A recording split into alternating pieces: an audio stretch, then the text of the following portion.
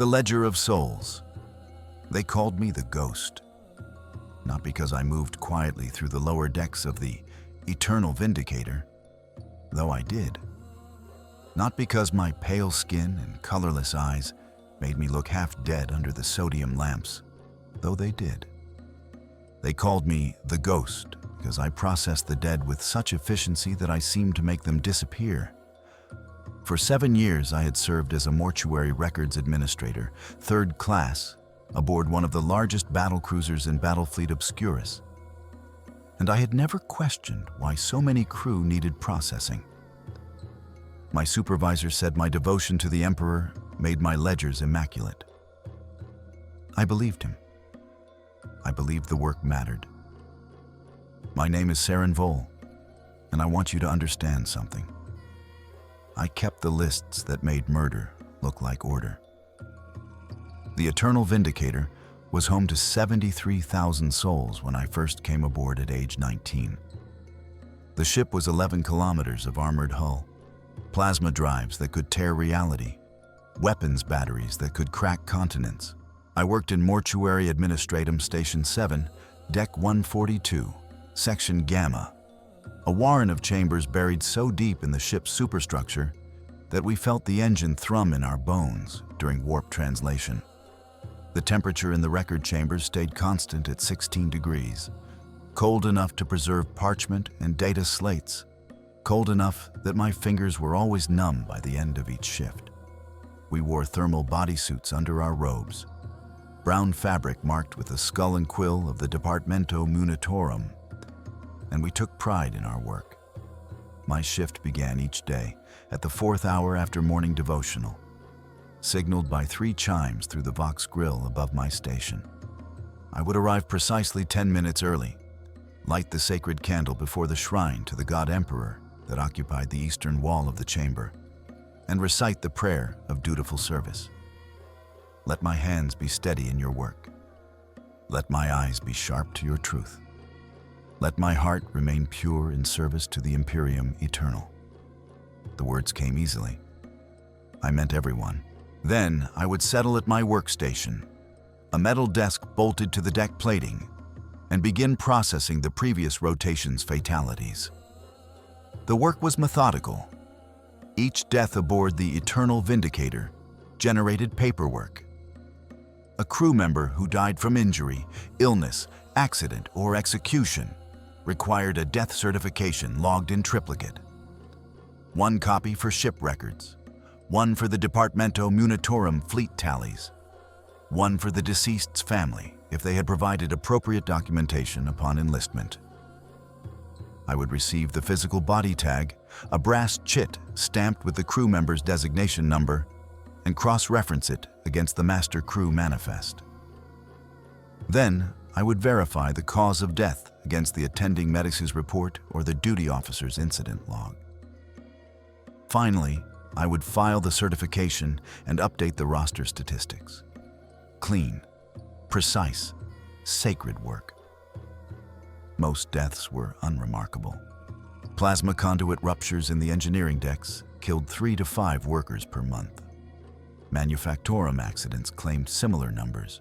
The elderly died of age-related organ failure despite juvenile treatments. Every warship bled crew this way, a slow attrition that required constant recruitment to maintain operational strength. These deaths I processed with professional sympathy, lighting prayer candles and inscribing small devotional marks in the margins of their files. They had served the Emperor faithfully. Their sacrifice sanctified the ship. Executions were different. Executions were justice. The commissariat maintained order aboard the Eternal Vindicator through discipline, and discipline occasionally required death. Dereliction of duty. Cowardice before the enemy. Speaking heretical thoughts. Theft of Imperial property. The charges were always clear, the evidence reviewed by proper authority, the sentence carried out with appropriate solemnity. I processed perhaps 10 execution records per month, each one stamped with the red seal of the Commissar General and signed by the presiding officer. I felt no guilt about these. The executed had chosen their path. Justice had been served. I lived in HAB Unit 7829, a private cell measuring 3 meters by 4, which I had earned through seniority. Most crew slept in communal barracks, stacked bunks 30 high in chambers that echoed with snoring and prayer. My cell contained a cot, a small shrine, a footlocker for personal effects, and a wash basin. The walls were bare metal painted institutional gray, decorated only with a printed copy of the Imperial Creed that I had mounted beside my bunk. I ate in the Administrata mess hall, rations that tasted of recycled protein and artificial vitamins, but filled the stomach adequately. I attended chapel services every 7th day, sang the hymns, took communion wafers from the priest's augmetic hand. My life had structure, my work had meaning, I was content. The wrongness began small, so small I nearly missed it. 3 weeks into the 7th year of my service, I processed a death certification for a man named Harrow Cast. Designation 47829 Theta. Cause of death listed as execution for attempted sabotage.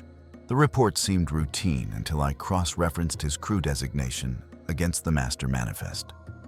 His files showed he had served aboard the Eternal Vindicator for 32 years as a plasma conduit inspector, 3rd grade, with 14 commendations for exceptional service and 0 disciplinary marks. 32 years of flawless duty, then sudden sabotage. It seemed unlikely, but not impossible. Corruption could hide behind masks of loyalty. I filed the certification and thought little more about it. 2 days later, I processed another execution. Mara Vone, designation 33847 Kappa, charge of heretical speech. The commissariat report noted she had been overheard speaking blasphemy against the Emperor during a work rotation. When I pulled her service record, I found 27 years of unblemished service as a medici orderly, including emergency response during the ship's engagement in the Cadian sector, where she had worked 72 hours continuously treating wounded crew. The commendation from the ship's medica superior called her dedication exemplary and absolute. Then heresy? The timeline felt sudden. But heresy could strike anyone, I reminded myself. Chaos whispered in moments of weakness. Perhaps exhaustion had made her vulnerable. I filed the certification and recited a prayer for her soul. The 3rd case arrived on my station 6 days after that. Johan Sass, designation 92247 Mu, executed for striking a superior officer. His record showed 41 years of service in the ship's manufactorum, rising from basic assembly to forge master supervisor. His personnel file contained a note from 3 years prior, where he had been commended for preventing a catastrophic explosion by shutting down a malfunctioning plasma forge, saving an estimated 200 lives. Men who saved 200 lives rarely developed sudden violent tendencies toward authority. I stared at the death certification for longer than necessary, my thumb running across the red commissariat seal. The parchment was cold under my fingers, edges crisp and new. I filed the certification, but I did not forget it. The doubt settled into my chest like a stone in cold water, small and dense. I told myself I was being foolish. The commissariat did not make mistakes.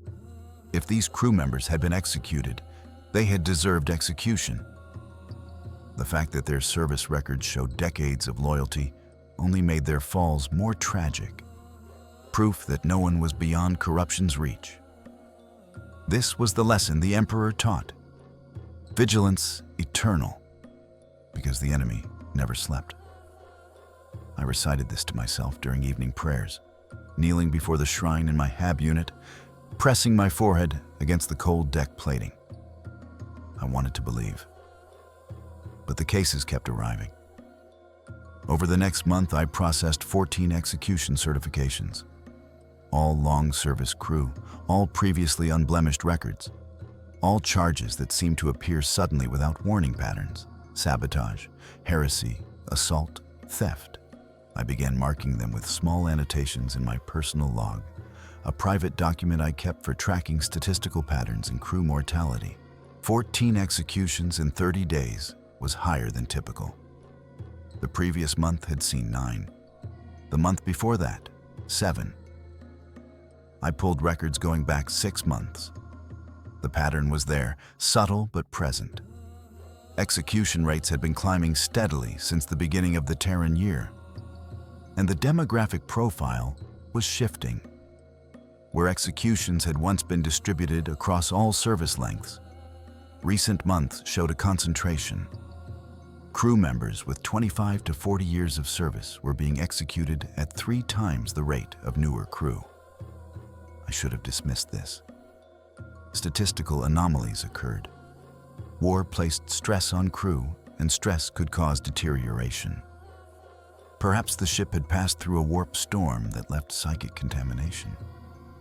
Perhaps the enemy had infiltrated our vessel in ways that manifested only in veteran crew. There were explanations, rational explanations, Imperial explanations. But I had begun to notice something else, something I had processed for years without truly seeing. The execution reports all used the same forms. Form 3371 Crimson, Standard Commissariat Death Warrant, pre-printed with charges and signature lines. I had filed hundreds of these, but when I looked closely at the recent batch, I noticed the charges were handwritten in the same script, all 14 of them, the same flowing high Gothic calligraphy that suggested a single author.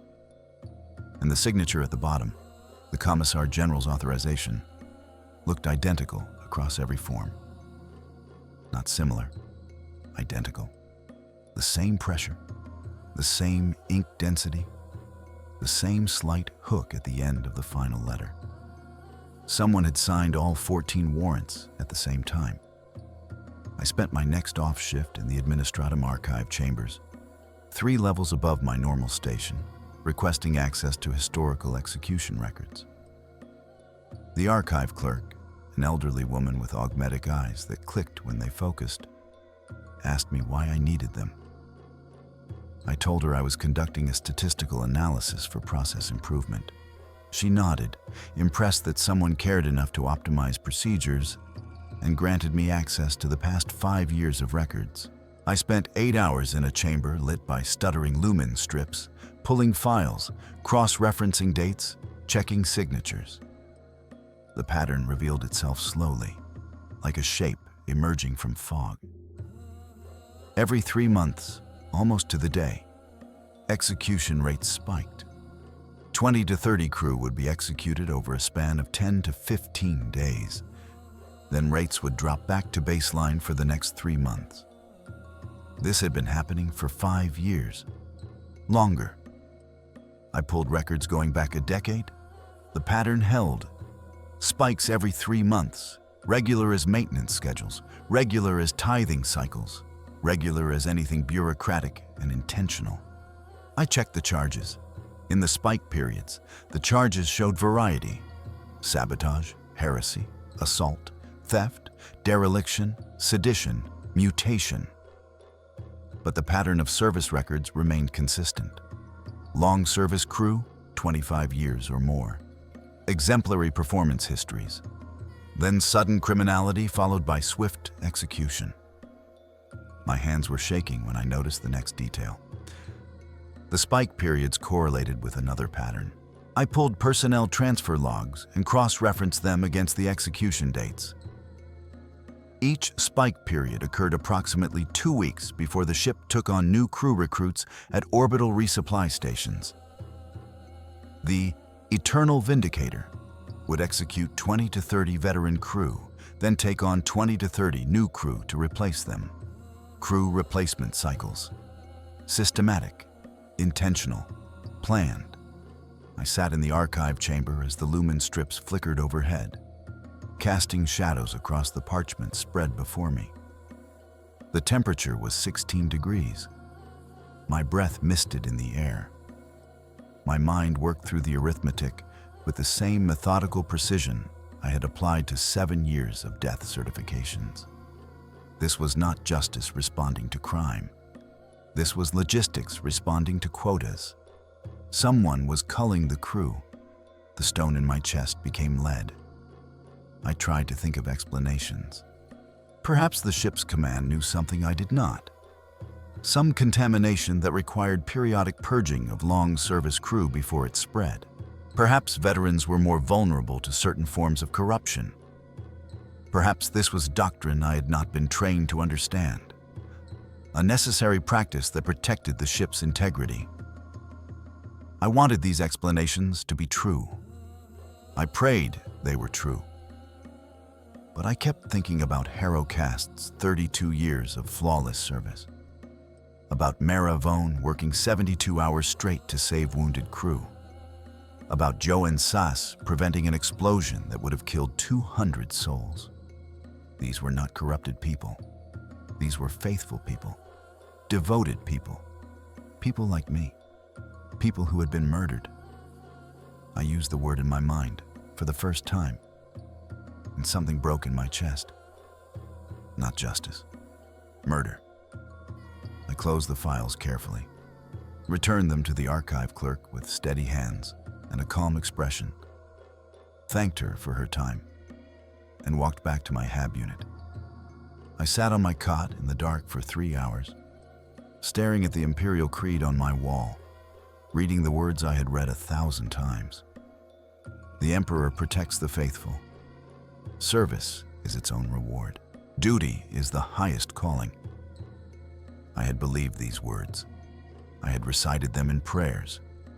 I had written them in margins of death certifications while processing executions of innocent people. The next morning, I returned to my station and received the day's death certifications.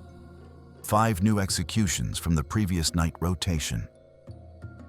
I processed them with hands that felt disconnected from my body, my mind operating on mechanical routine while something deeper churned. I needed to know more. I needed to understand. If this was policy, there had to be records, authorization, documentation. The Imperium ran on paperwork. Even systematic murder would require forms. I began requesting files outside my normal purview, using my position security clearance to access adjacent administrative records. Personnel transfer requests, crew capacity reports, operational efficiency assessments. I worked during off shifts, staying late in the archives, developing a reputation as dedicated and meticulous. The archive clerk began saving interesting documents for me, thinking I was preparing some grand statistical analysis. I thanked her and read everything she provided. The truth assembled itself across 3 weeks of research, piece by piece, document by document, revelation by revelation. The Eternal Vindicator was authorized for a crew complement of 73,000 souls. This number was fixed in the ship's operational charter, registered with Battlefleet Obscurus Command, and tied to resource allocation formulas that determined how much food, water, oxygen, and medical supplies the ship received from fleet logistics. The number could not be changed without Void-class authorization from the Segmentum Obscurus Naval Command, a process that required years of bureaucratic approval. But the actual crew population aboard the Eternal Vindicator was 89,000 souls.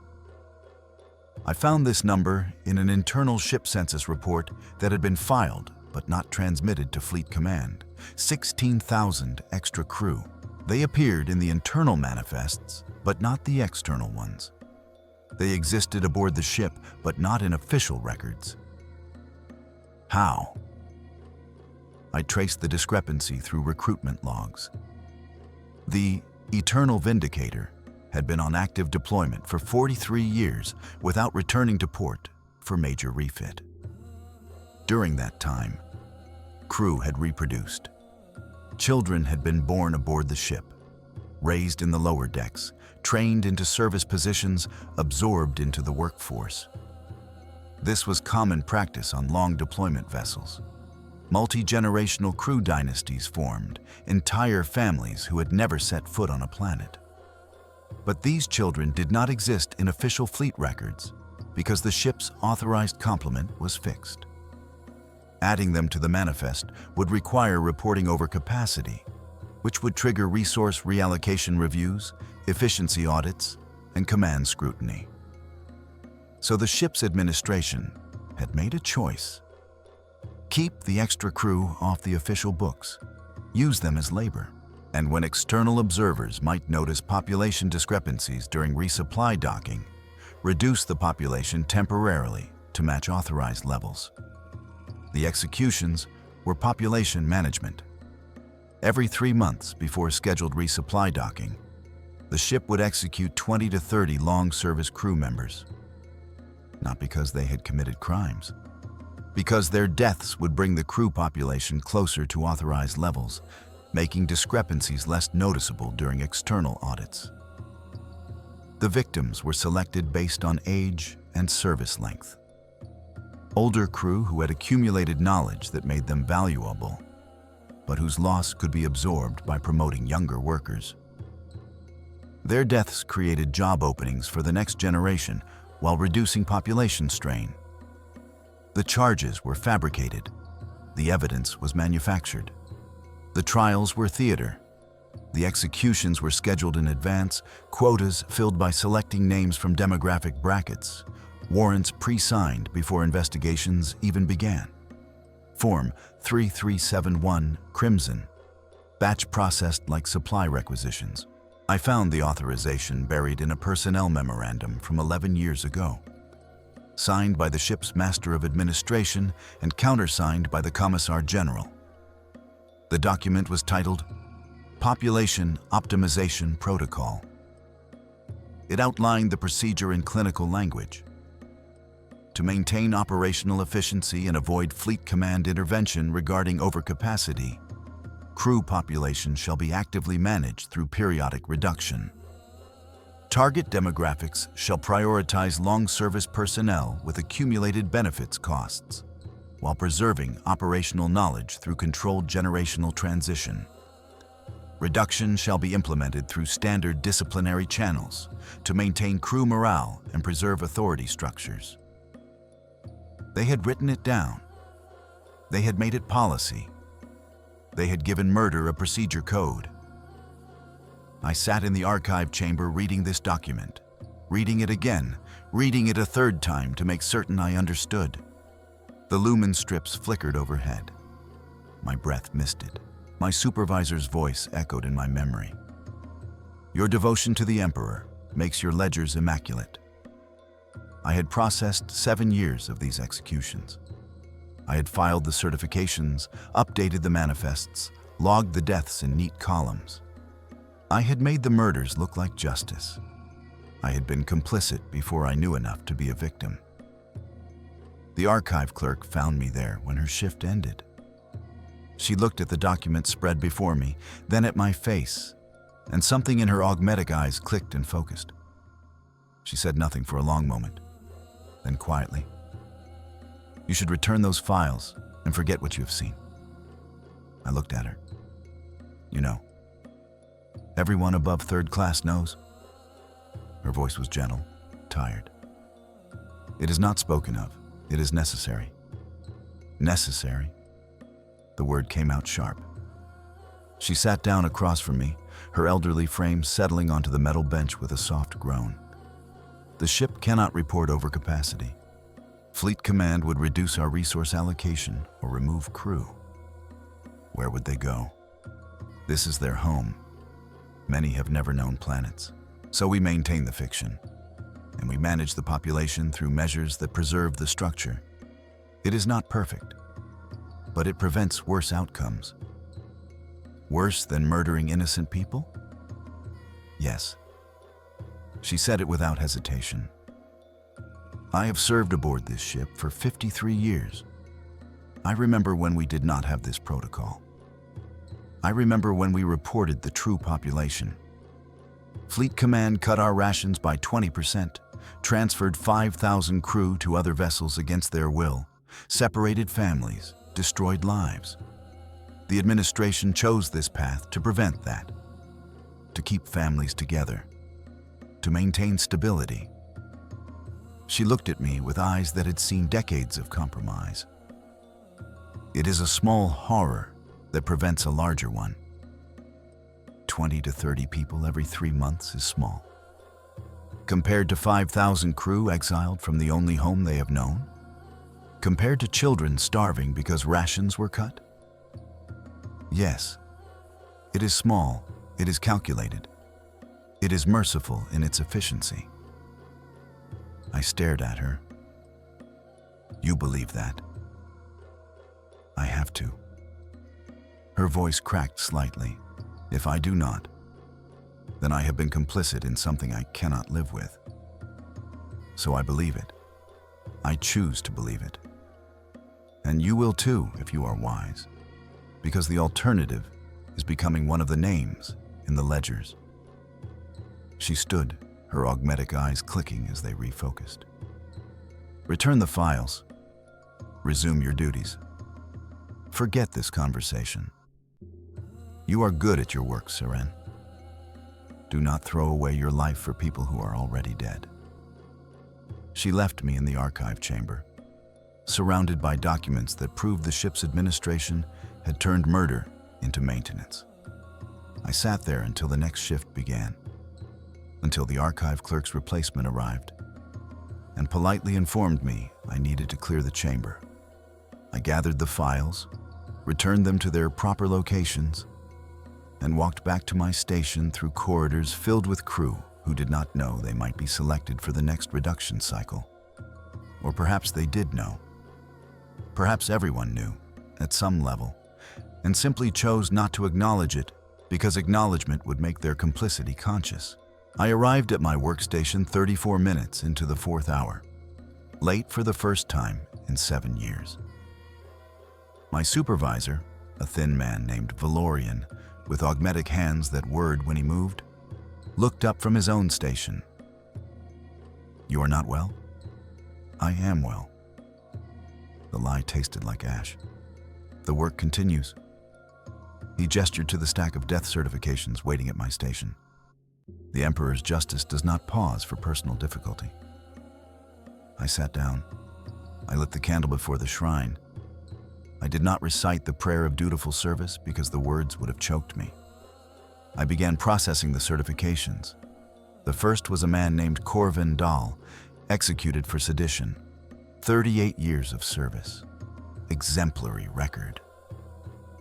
I knew before I checked the files that he was innocent, that his name had been selected from a demographic list, that his death was scheduled to meet a quota. I processed the certification with hands that moved automatically while my mind screamed. I logged him in the ledgers. I updated the manifests. I made his murder look like order. I processed 6 more that day. All long service crew, all fabricated charges, all systematic murder dressed in the language of justice. When my shift ended, I walked to my HAB unit and stood in front of the shrine, staring at the printed Imperial creed. The Emperor protects the faithful. He did not protect them. We killed them, with paperwork, with procedure, with efficiency that would make any administratum clerk proud.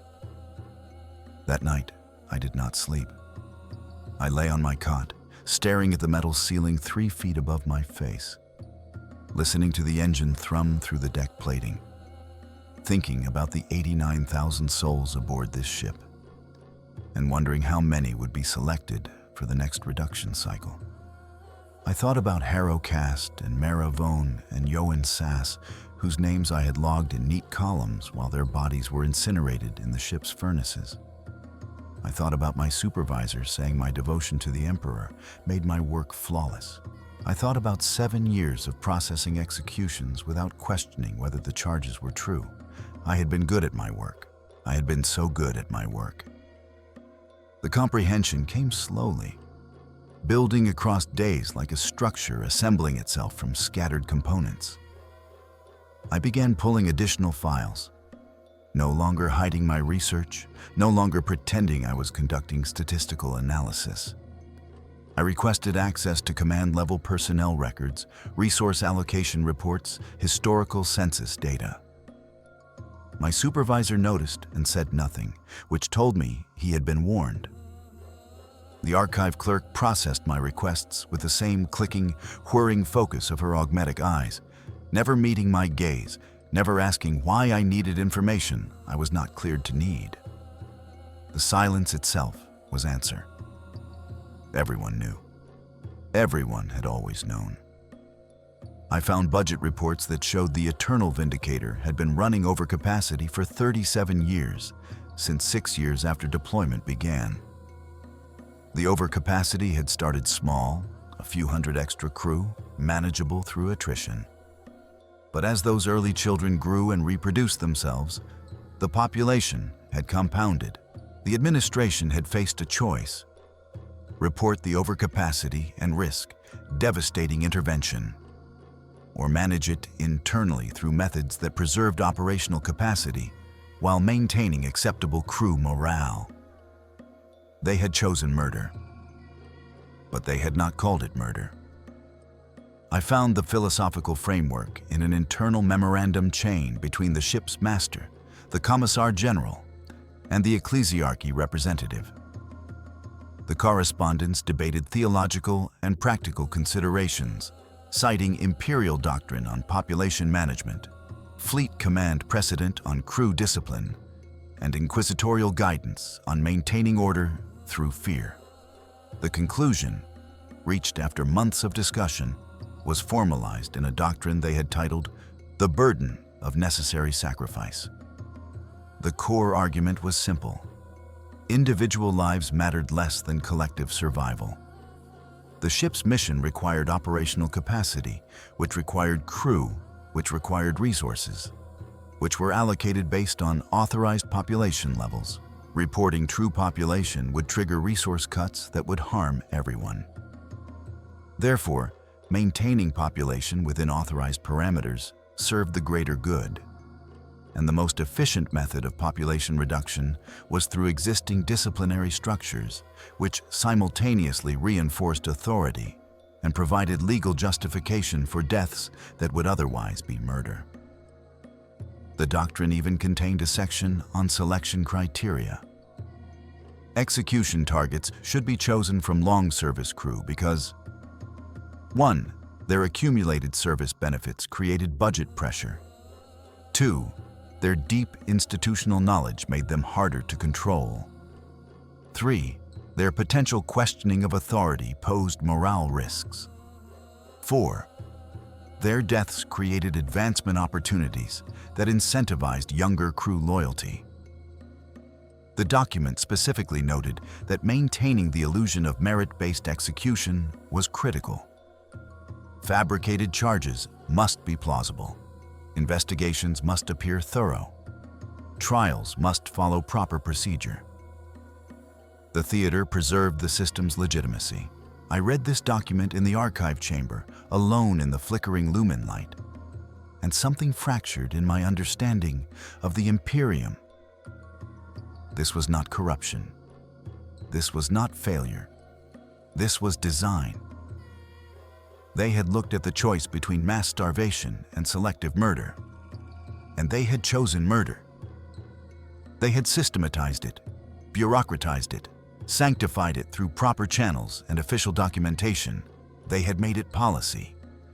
And the most terrible thing, the thing that made my hands shake as I held the parchment, was that their logic was almost defensible. If reporting overcapacity truly would trigger resource cuts that would starve thousands, then killing dozens to prevent that might be the lesser evil. If maintaining the illusion of discipline prevented crew-wide panic, then fabricating charges might be justifiable. If someone had to make impossible choices between different horrors, then perhaps this was the choice that caused least harm. But that logic required believing the administration had no other options, required believing that Fleet Command was so inflexible that no honest negotiation was possible. Required believing that systematic murder was genuinely the only path to crew survival. I did not believe that. But I could see how someone might. How someone exhausted by decades of impossible decisions might convince themselves that this was necessary. How someone might choose complicity over confronting the magnitude of what they had enabled. I spent the next week processing executions during my regular shifts, then researching during off shifts, building a complete picture of how the system functioned. The selection process began each cycle with the administratum generating demographic reports. Crew members who had served more than 25 years cross-referenced against current training redundancy and budget impact. The commissariat received this list and fabricated charges for the required number of targets, usually 20 to 30, sometimes more if population had spiked due to lower than anticipated natural attrition. The charges were drafted using templates, filled in with plausible specifics drawn from recent ship events. The investigations were conducted by commissariat staff who knew the conclusions in advance. The trials followed proper procedure, but reached predetermined verdicts. The executions were carried out with appropriate solemnity. Everyone involved in the process knew it was theater. The commissariat officers who conducted investigations, the arbitrators who presided over trials, the medici staff who confirmed deaths, the administratum clerks who filed certifications, the mortuary workers who processed remains. We all knew, we all participated, we all made it work, and we all lived with it because the alternative was confronting the enormity of what we were doing. I found evidence of this awareness in personal logs and private memoranda that had been archived. A commissar wrote in his journal, "I signed 8 warrants today. 3 were for people I knew personally. I have questioned this practice for 19 years, but inaction would be cowardice. Someone must be willing to make these decisions, and I will not pass this burden to another." An arbitrator's private notes contained a prayer. "Emperor, forgive me. I know what I have become. I know history will judge me. But I choose this horror over watching children starve. If I am damned for this choice, I am damned." They were not monsters. They were broken people maintaining a broken system because they believed the alternative was worse. And that was the most horrifying revelation. There was no evil mastermind, no cruel tyrant laughing at suffering. Just exhausted administrators making impossible choices and living with the weight. The personal horror hit me during the 3rd week of research. I was processing execution certifications from previous months, cross-referencing them against the demographic selection criteria, when I found a name I recognized. Lisa Vole, designation 38294 Sigma, executed 7 months ago for heretical speech, age at death 61, service length 42 years, profession administratum clerk, assigned to mortuary records administration, Vole, my family name. I pulled her complete personnel file with hands that had gone numb. Lisa Vole had been my mother's elder sister, my aunt, though I had not seen her in 18 years. She had worked in mortuary records administration 3 levels above my station, processing higher classification death reports. Her service record showed 42 years of unblemished duty, 14 commendations, 0 disciplinary marks. Then sudden heretical speech, followed by execution. She had discovered the truth. I knew it with sick certainty. She had found the same evidence I had found, reached the same comprehension, and made some choice that revealed her knowledge. So they had killed her. Added her name to the next reduction cycle, fabricated charges, processed her through the system she had served for 42 years. And I had been too junior to see her file when she died. too focused on my own work to notice the absence of an aunt I had not spoken with in nearly 2 decades. I sat at my station holding her death certification, printed on Form 3371 Crimson, signed by the Commissar General, bearing the red seal of Imperial justice. The charge listed heretical speech specifically. Did speak seditious falsehoods regarding ship administration and cast doubt upon proper execution of Imperial law. The investigation report noted she had been overheard by multiple witnesses, making claims that crew deaths were unjustified. The trial summary recorded her confession, likely obtained through interrogation. The sentence was death by firing squad, carried out in accordance with Fleet Commissariat protocols. They had murdered my aunt for knowing what I now knew. My hands were shaking. The certification fell from my fingers, fluttering to the desk. My supervisor's voice came from across the chamber. "Vol, you will compose yourself or depart for medical evaluation." I looked at him. Valorian with his augmetic hands, his precise movements, his decades of service. "Did you know her?" He paused in his work, his augmetic hands stilled on his data slate. "Know who?" "Lisa Vol, my aunt. Processed through the system 7 months ago." The silence stretched, then quietly. "I knew her. She was competent. She discovered the truth. She made unfortunate accusations." His voice was careful, controlled. "The commissariat investigated. Justice was served." Justice. The word tasted like poison. "You believe that?" He set down his data slate and turned to face me. His eyes were tired, ancient despite his middle years. "What I believe is irrelevant. What matters is that the ship continues. The crew survives. The mission endures.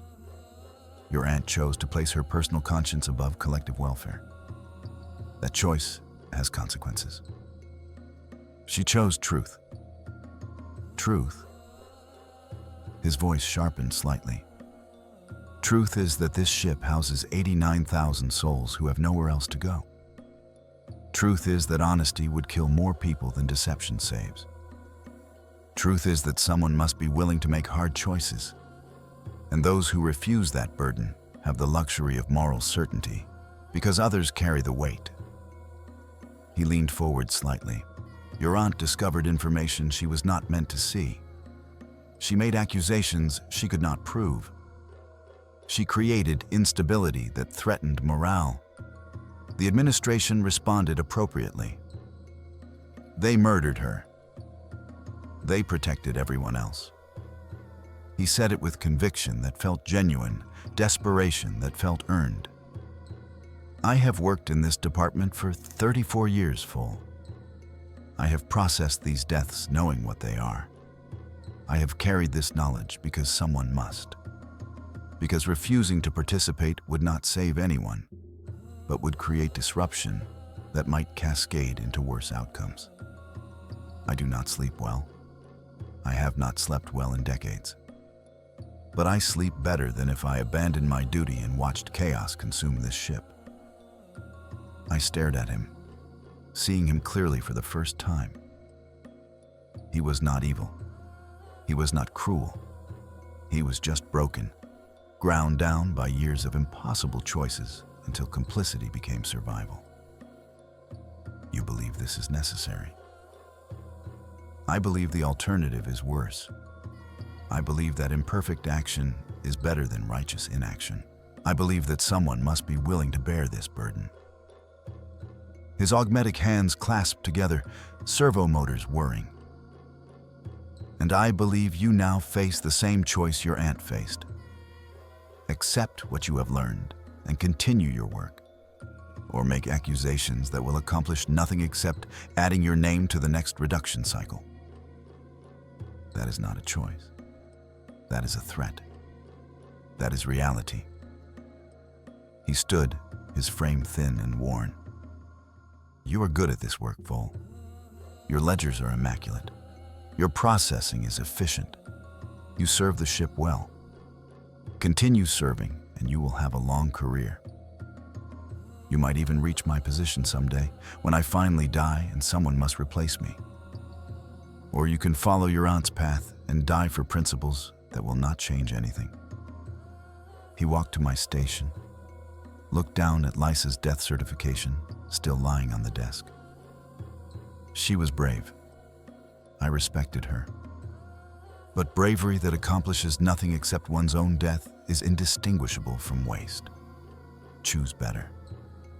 He returned to his station, resumed his work, and said nothing more.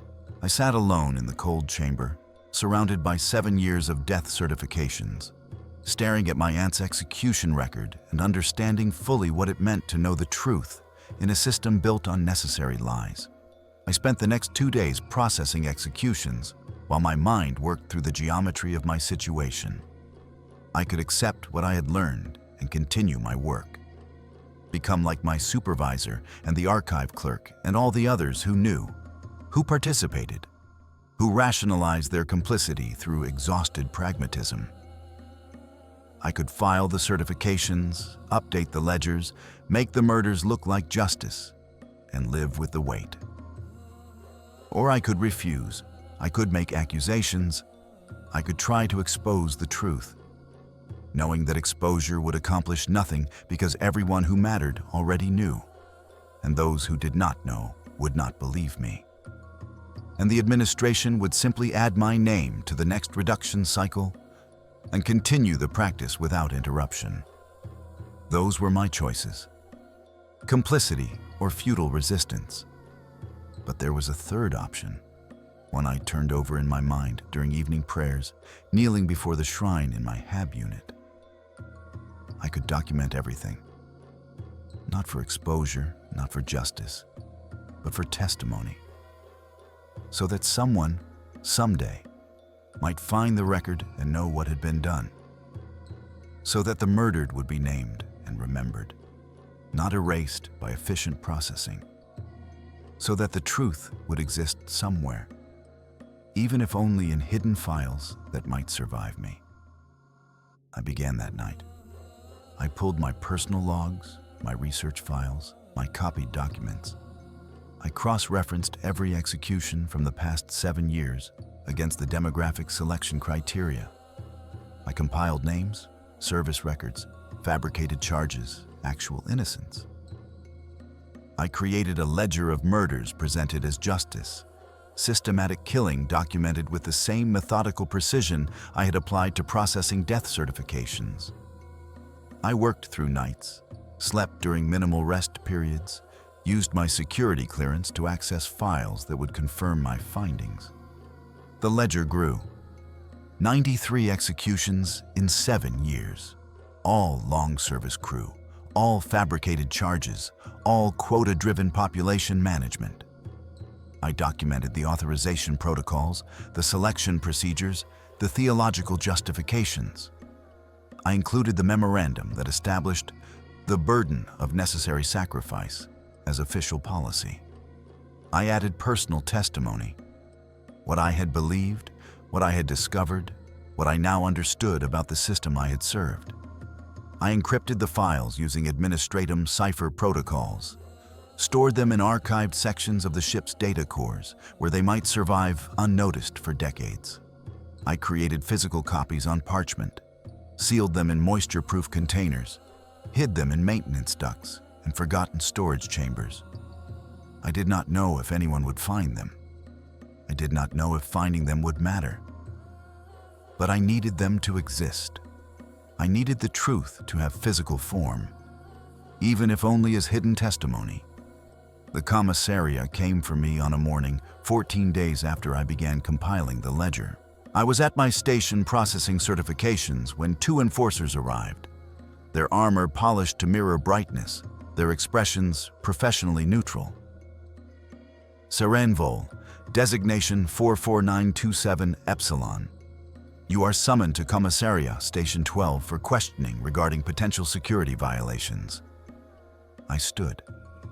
My hands were steady. I had known this would come. What violations? Unauthorized access to classified documents, improper retention of sensitive information, concerns about loyalty. The enforcer recited it mechanically, without emotion. You will accompany us now. My supervisor watched from his station, his augmetic hands motionless, his expression unreadable. The archive clerk was not present, but I suspected she had reported my research. Not maliciously, just procedurally, doing her duty, maintaining the system. I was escorted to Commissariat Station 12, processed through security checkpoints, placed in an interrogation chamber that smelled of fear and recycled air. The chamber was 3 meters square, walls painted institutional gray, a single metal table bolted to the deck plating. I sat in a chair that was slightly too low, a deliberate discomfort designed to increase stress. A lumen strip overhead cast harsh shadows. The temperature was 20 degrees, warm enough to prevent hypothermia, cold enough to be unpleasant over time. The Commissar General entered after I had waited 47 minutes, a calculated duration meant to let anxiety build. He was an old man, perhaps 100 years with Juvenile treatments, his face lined with decades of impossible decisions. He wore the black uniform of the Fleet Commissariat, medals across his chest documenting campaigns I could not name. His eyes were augmetic, glowing red in the harsh light, but his hands were human, and they shook slightly as he set a data slate on the table. Seren Vol.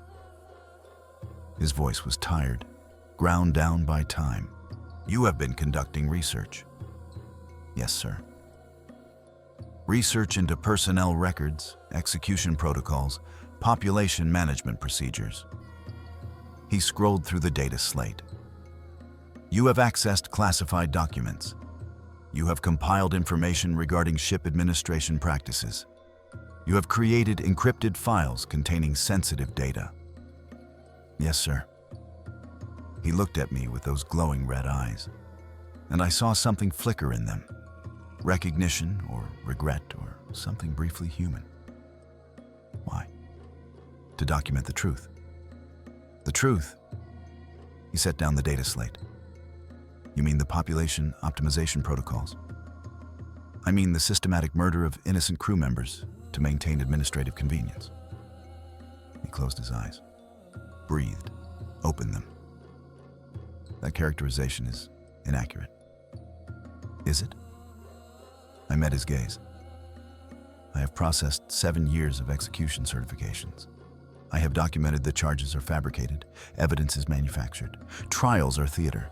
I have proven that selection follows demographic criteria unrelated to actual criminality. I have found the authorization memoranda that formalize murder as policy.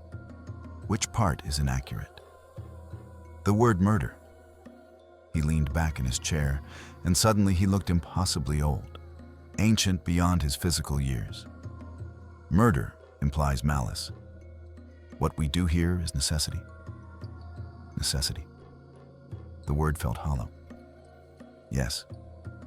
He clasped his hands together, hiding the tremor. You have discovered what your aunt discovered. You have reached the same comprehension. So you must understand the context. This ship has 89,000 souls. They cannot all be acknowledged without triggering interventions that would harm more people than we save through our current practices. Someone must make the choice. Someone must bear the burden of necessary sacrifice. By murdering people who have served faithfully for decades? By choosing which horror to accept? His voice sharpened.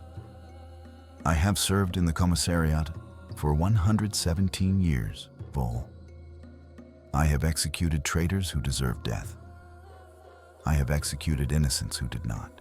I have carried out orders I believed were wrong because refusing them would have accomplished nothing except my own execution and replacement with someone less troubled. I do not sleep well. I have not slept well in a century. But I sleep better than if I had refused and watched others shoulder burdens I was too cowardly to carry. You call murder a burden? I call it a choice between different evils. He leaned forward, his augmetic eyes focusing on me with inhuman precision. You think this is monstrous. You think I am monstrous. Perhaps you are right. But consider, if I refuse this duty, what happens? Does the system end? Does the practice stop? No. Someone else takes my position. Someone who might be crueler, more efficient, less troubled by what they do. Someone who might sleep well after signing death warrants. He gestured to the data slate. I review every selection personally. I ensure targets are chosen from demographics that minimize orphan dependence. I verify that fabricated charges are plausible enough to maintain credibility. I monitor execution rates to prevent spikes that might trigger investigation. I make the system as humane as systematic killing can be. If I walk away, does that make me righteous or responsible? I stared at him, seeing not a monster, but a broken man, maintaining a broken system because he believed the alternative was worse. You want me to say your choices are justified. I want you to understand that there are no good choices. His hands clasped tighter. Only different costs. I have questioned this practice for decades. I have prayed for guidance. I have sought alternatives. I have found none that would not result in greater suffering. So I continue. I sign the warrants. I maintain the system. I live with the weight. And you want me to live with it too. I want you to make the same choice your aunt refused. He tapped the data slate. You have two options. You can accept reality and continue your service, knowing what you know, carrying what must be carried. Or you can refuse, and I will add your name to the next reduction cycle. And your death will accomplish nothing except satisfying your conscience, while the practice continues without interruption. That is not a choice. That is coercion. That is necessity. He stood, his frame tall but stooped, burdened by invisible weight. Your aunt chose righteousness. She made accusations. She demanded change. She died bravely and accomplished nothing. Her death did not save anyone. It did not stop the practice. It simply reduced our administrative capacity by one skilled worker and created an opening for someone less experienced. He looked down at me. Is that the outcome you want? To die for principles that change nothing? I met his gaze. What if I accept? What happens then? You return to your station. You continue processing certifications. You live with what you know. Perhaps you advance to positions of greater responsibility, where you might implement improvements within the system's constraints. Perhaps you find ways to make necessary horrors slightly less horrific. Perhaps you become like me. His expression was unreadable. Or perhaps you break under the weight. Many do. We lose clerks regularly to psychological deterioration, but that is also a choice they make. And if I refuse? Your execution will be scheduled for the next reduction cycle. The charge will be security violations, supported by documented evidence of your unauthorized research. The trial will follow proper procedure. The sentence will be carried out with appropriate solemnity. Your death will be processed efficiently. He paused. Your ledgers will remain immaculate. Your work will be remembered as exemplary. That is the best I can offer. He waited, standing above me in the harsh lumen light, this ancient man carrying a century of impossible choices. I looked at him and understood that he genuinely did not know if he was right. He had wrestled with this for 117 years and never found certainty. He simply carried the burden because someone had to, and he believed his brokenness made him preferable to those who would bear it without breaking. I thought about my aunt, who had chosen righteousness and accomplished nothing. I thought about my supervisor, who had chosen complicity and survived 34 years of processing murders. I thought about the 89,000 souls aboard this ship, most of whom would never know they lived in a system maintained through systematic killing. I thought about the ledger I had compiled, hidden in data cores and maintenance ducts, testimony that might survive even if I did not. I made my choice. I will not be complicit. The words came quietly, without drama, simple statement of fact. I understand this will accomplish nothing. I understand you will execute me and replace me with someone else. I understand the system will continue, but I will not participate. I will not make murder look like justice. I will not be what this requires. He looked at me for a long moment, his augmetic eyes glowing red in the shadows. Something flickered in them again. That brief humanity. Perhaps respect or pity or recognition of kinship with another who chose weight over comfort. Then the mask returned. I understand. Your choice is noted. When? The next reduction cycle begins in 11 days. Your execution will be scheduled within that period. He collected his data slate. Is there anything you require? Religious counsel? Personal effects disposition? No. I thought of the ledger, hidden and encrypted, testimony surviving beyond me. I have done what I needed. He nodded, turned toward the door, paused, without looking back. For what it matters, I respect your choice. It is braver than mine. Then he left, and I was alone in the interrogation chamber, knowing I would die in 11 days and that my death would change nothing except preserving what remained of my humanity. They held me in detention for those 11 days, a cell 3 meters by 2, bare metal walls, and a cot in a waste reclamation unit. The temperature was 18 degrees. They fed me standard rations twice daily. A priest visited on the 3rd day, offered prayers, asked if I wished to confess. I told him I had nothing to confess except delayed recognition of what I had always been complicit in. He looked confused and left. My supervisor visited on the 7th day, stood outside the cell looking at me through reinforced glass. He said nothing for 5 minutes. Then quietly, I wish you had chosen differently. I told him I knew. He left. On the 11th day, they came for me at the 4th hour after morning devotional. 2 enforcers, professional and courteous, escorted me to execution chamber 9.